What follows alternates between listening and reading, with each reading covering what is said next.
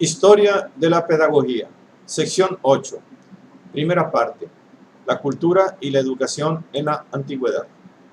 3. La educación del ciudadano griego. 7. La polis o ciudad-estado. 8. Hesíodo y Píndaro.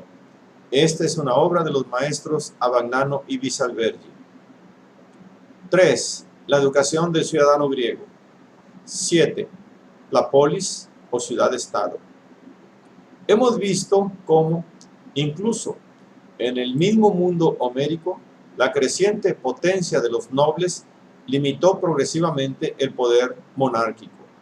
El hecho histórico es que, si bien en forma diversa para cada lugar, muy pronto el gobierno de la multitud de pequeños estados griegos acabó por quedar en manos de magistraturas colegiadas formadas exclusivamente por los aristócratas.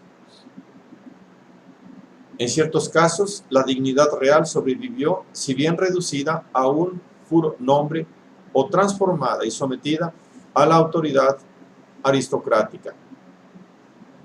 En Atenas, uno de los arcontes, cuyas funciones eran más religiosas que políticas, se denominaba arconte rey. También en la Roma republicana sobrevive un resto de la institución monárquica en un cargo religioso, el rex sacrificulus.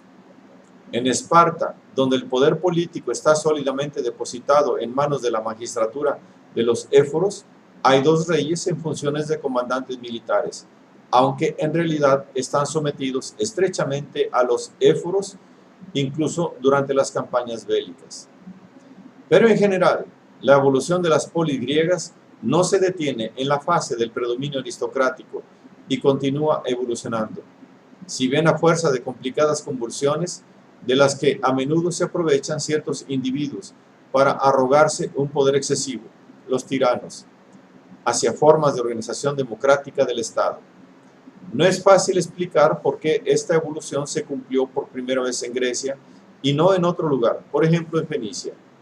Se sabe que en su determinación participó prominentemente una clase plutocrática constituida merced al tráfico marítimo y para la cual la forma preponderante de riqueza consistía en bienes muebles, naves, mercaderías, esclavos, y no agrarios, como sucedía con la aristocracia tradicional. ¿Acaso la misma configuración geográfica de Grecia haya favorecido el enriquecimiento de los más emprendedores con el comercio marítimo, para dedicarse al cual no era necesario en un principio disponer de grandes naves capaces de enfrentarse al mar abierto, como sucedió con los fenicios? Naturalmente, nada impedía a los aristócratas más progresistas ejercer el comercio, con lo que no solo hubieran participado en nuevas formas de riqueza, sino también en una nueva mentalidad. La clase plutocrática, independientemente del origen de cada individuo, comprobó en varias ocasiones la utilidad de apoyarse en las clases más modestas para combatir el monopolio político de la nobleza agraria tradicional. Resultado de ello fue que poco a poco se reconocieron derechos políticos a todos los ciudadanos libres sin distinción de origen o riqueza. Sin embargo, es necesario limitar e integrar con precisión este esquema. Por sí solo nos daría una visión deformada de la realidad de las polis griegas, incluso las más democráticas. Ante todo, hay que tener presentes los puntos que siguen. 1. El proceso de democratización de las instituciones políticas, precisamente por el hecho de que suele presentarse acompañado por una gran prosperidad económica basada en el comercio, coincide también con la afluencia hacia las polis más importantes de mercaderes y artesanos extranjeros que difícilmente obtienen plenos derechos de ciudadanía. En Atenas se denominaban metecos, pero sobre todo de una gran cantidad de esclavos. Bien presto los ciudadanos libres quedan reducidos a una minoría, con frecuencia una reducida minoría. Por consiguiente, ellos mismos constituían una especie de aristocracia con respecto al conjunto de la población urbana. 2. La ciudad-estado griega no es solamente una entidad política como los estados modernos, sino también una realidad religiosa. No hay ciudad que no se gloríe de un fundador mítico de origen divino o semidivino, y que no esté bajo la protección de una divinidad particular. En un principio, las leyes mismas se consideran como de inspiración divina y solo muy lentamente se llega a reconocer en ellas un puro producto humano. La polis no renegó jamás de ese carácter ético-religioso. Antes bien, en el curso del proceso a que se ha hecho mención, lo modificó. Es decir, llegó a concebir la justicia divina en forma más adecuada a las nuevas exigencias. No es exacto que el único factor propicio a la afirmación de los ideales democráticos haya sido el económico ligado a la expansión comercial.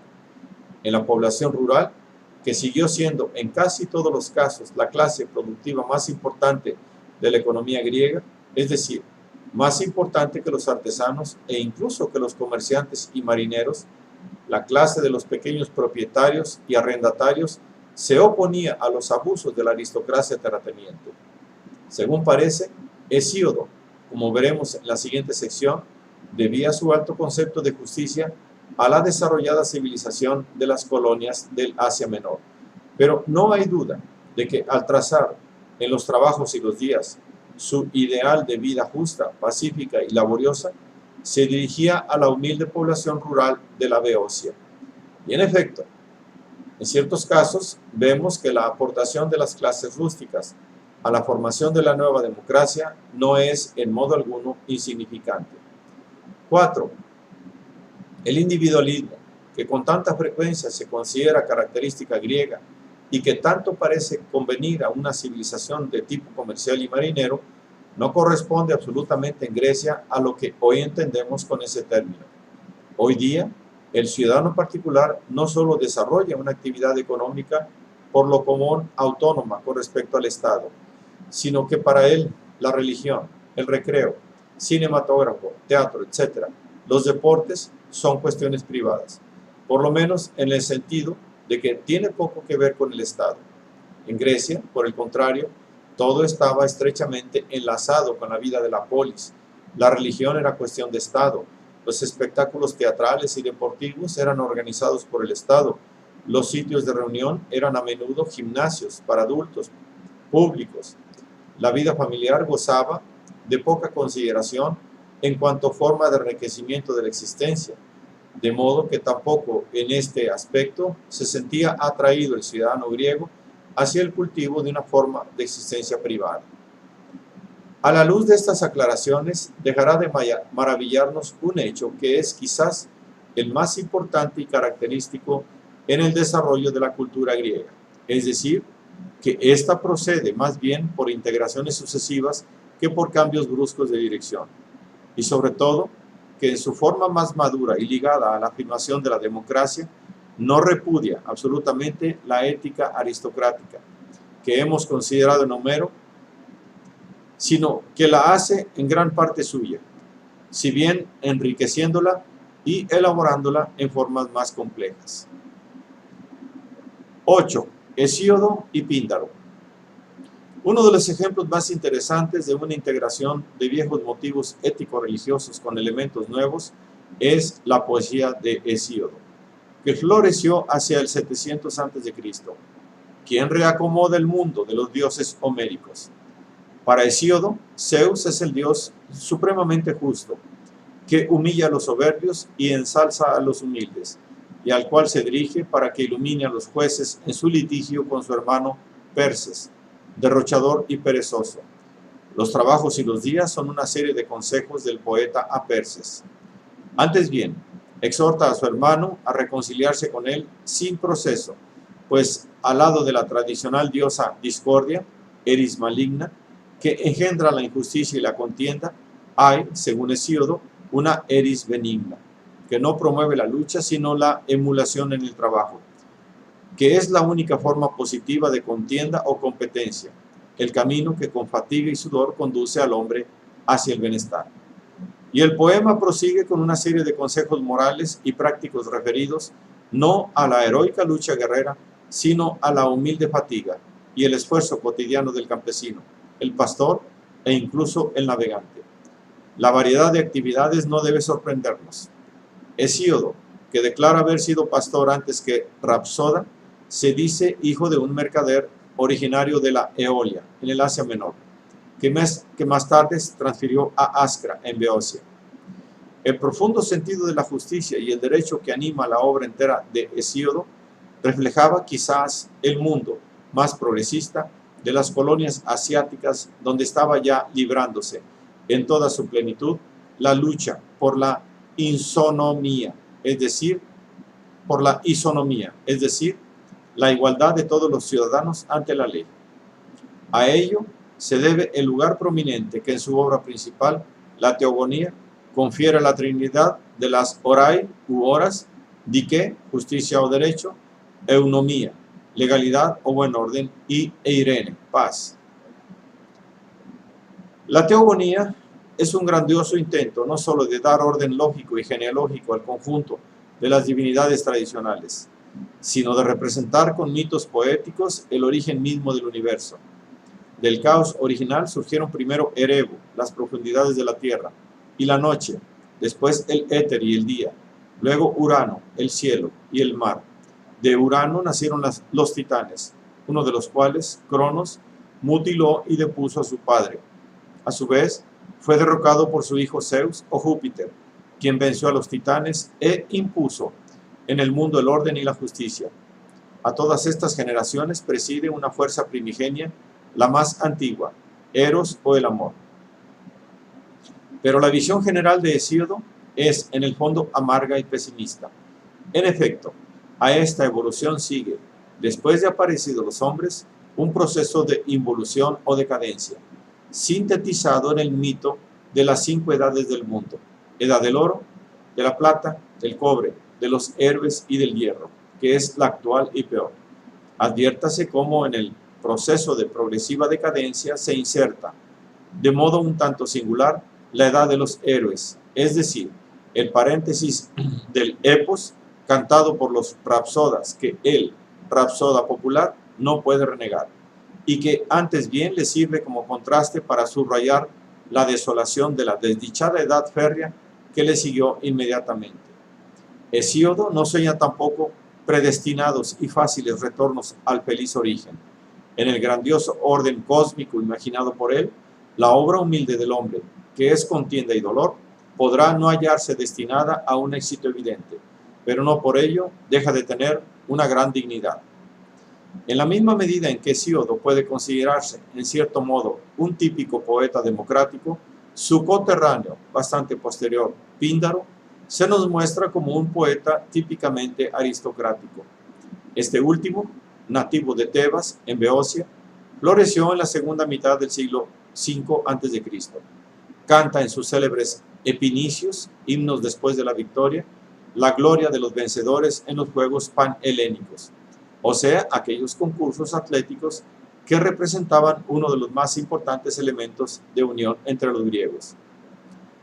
A más de los Juegos Olímpicos, considerados a tal punto importantes que servían como punto de referencia para el cómputo de los años, eran famosos también los délficos, los ísmicos y los nemeos. Ya en Homero, véase número 6, encontramos asociados el valor atlético y la práctica desinteresada de los deportes a la arete aristocrática. En la época de Píndora, la misma de las guerras contra los persas, el atletismo es todavía casi un monopolio de la aristocracia, por razones de tradición y económicas, mientras que han dejado de serlo la guerra y la política. Por consiguiente, el poeta considera las victorias deportivas como la mejor de las ocasiones para exaltar con religiosa solemnidad la virtud del atleta en cuanto a reafirmación de una antigua nobleza de estirpe que se remonta a un mítico origen divino. La arete aristocrática podrá permanecer latente durante 1 o 2 generaciones, pero al final se revela siempre. El que no es de buena cepa nunca se desmiente. Tal parece ser el núcleo del pensamiento conservador de este poeta, quien sin embargo le inyecta tanto entusiasmo y lo reviste de tantos esplendores y ecos míticos y épicos, vuelos pindáricos, que lo convierten en fuente de inspiración de excelsa poesía. ¿Qué decir de las pretensiones de las nuevas clases sociales, que llamaremos burguesas? que querrían apropiarse los valores de la vieja aristocracia, es decir, aprender la virtud. ¿Acaso la virtud se puede enseñar? He aquí la respuesta de Píndaro. La gloria solo tiene su pleno valor, arete, virtud, cuando es innata. Quien solo posee lo que es aprendido es hombre oscuro e indeciso. Jamás avanza con pie certero. Solo cata con inmaturo espíritu mil cosas altas. Como poeta no tuvo Píndaro ni imitadores ni secuaces, entre otras razones porque la importancia de los juegos panhelénicos declinó rápidamente hasta que acabaron por ser dominio de atletas profesionales provenientes de las regiones más incultas de Grecia. Pero el problema que Píndaro formula, si es posible señalar la virtud, será vuelto a plantear por Sócrates y la respuesta que apunta en Píndaro encontrará una grandiosa sistematización racional en la República de Platón.